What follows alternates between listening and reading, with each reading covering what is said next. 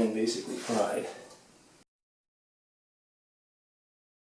Or the armature whatsoever. And I'm hoping I didn't waste my money, although I did spend less than OEM. So here we go. So let's analyze it. Okay, armature looks good. It's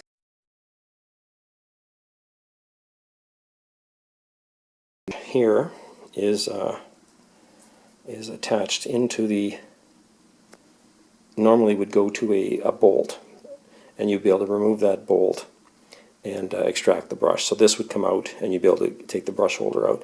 It looks like what they do on this starter motor is they insert the brush holder, then solder this brush to this pin, and then basically, certainly not service friendly, but at the very least you're looking at a fair bit of work to get that apart, probably a bit of jury rigging, and then you would have to figure out how you're going to get the new brush attached, which I assume would mean soldering.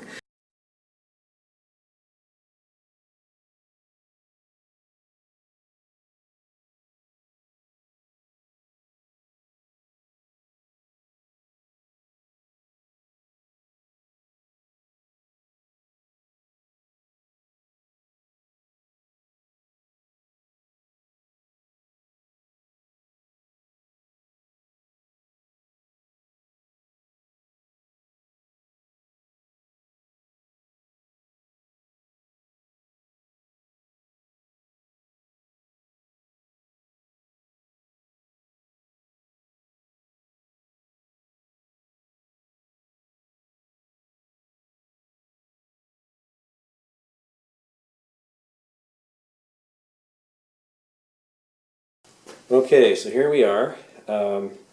Bike's off the trailer this time, but essentially just a quick review what I did on this last time, since the last section of the video is the only thing I've done is remove the cover, put the upgraded new gear ratio bendix and transfer gear in it, and put it all back together.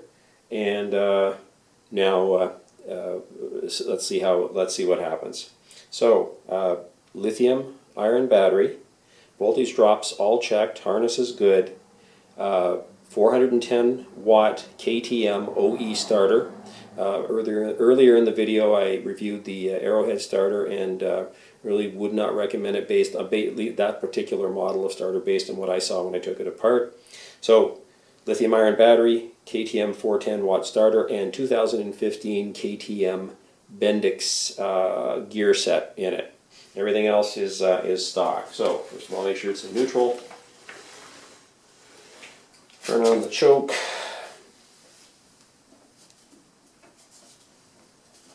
It was already on, and hit the starter. Now, first thing I might do is just, what the hell? Let's hit the starter, see what happens.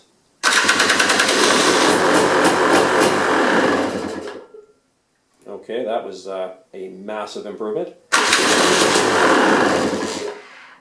Great. Alright, so it looks like my engine is now cranking over. I'm going to hold the kill switch down, just crank it for a few seconds. Now the battery is probably getting a bit low on this, but let's see how this works.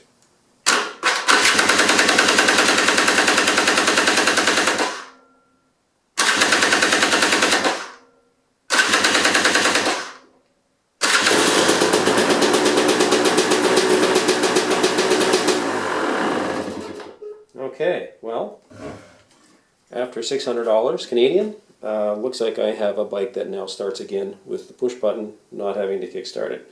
So I guess the question now is, how long are all these parts going to last? I'm assuming the starter motor is going to be fine.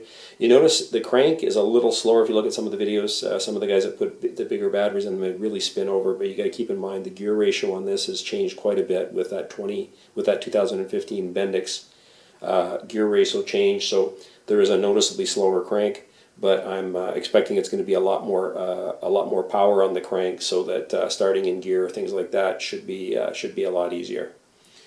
Okay, so finally, after many hours of experimentation, it looks like I'm back in the electric start business.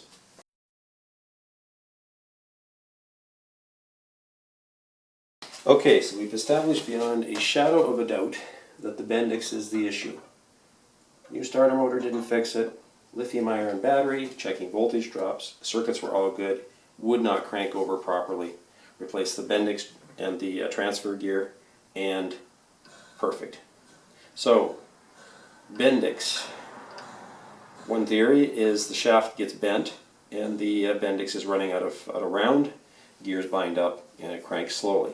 However, this one, if you look at the groove here, you can see it's a consistent width, and if you spin it, I got a crappy jig here, but essentially, except for the hand wiggling, there's no movement, there's no wobble or anything in the shaft.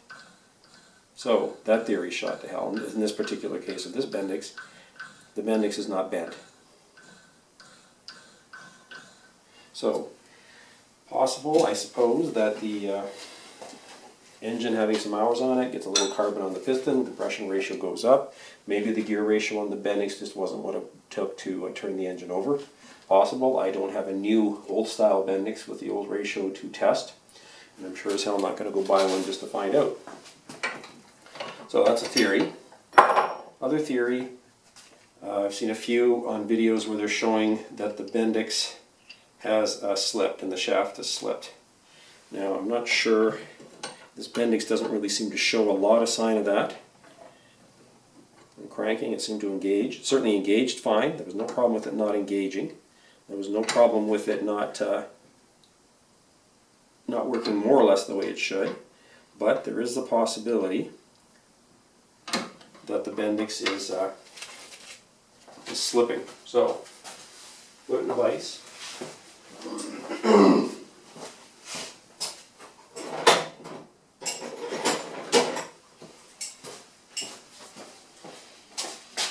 Grab a pair of channel locks, and so we'll put some torque on this thing.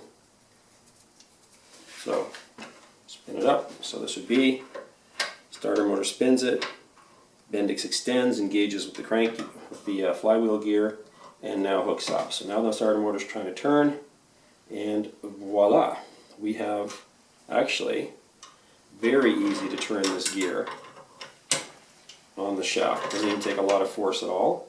And just in case you're wondering, this should not be turning. This should be frozen. There have been comments about the gear slipping on the shaft, and there's even a comment that some of these new bendixes are laser welded so that the gear is welded to the shaft. The new bendix I purchased, even though it has the new gear ratio, did not have was not laser welded.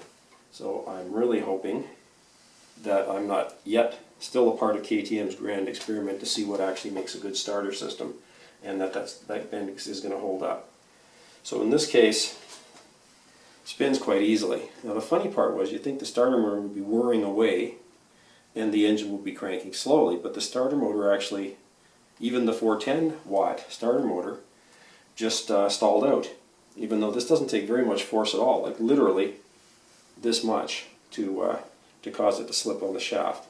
So funny, curious, but at any rate, that looks like that's the only real reason that I can come up with this bendix is defective. That certainly is defective in that respect. You can almost, I would say, not quite, but yes, you can actually spin it by hand. You don't even need the pliers.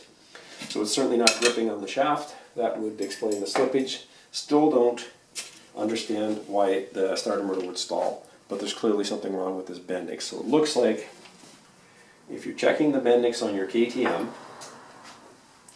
there are some where it's bent dicks, and a check for that would be, as Sunday Rider pointed out, just look for that difference in the gap. So look for a difference in the gap on the shell here, see if there's any indication that it's been bent.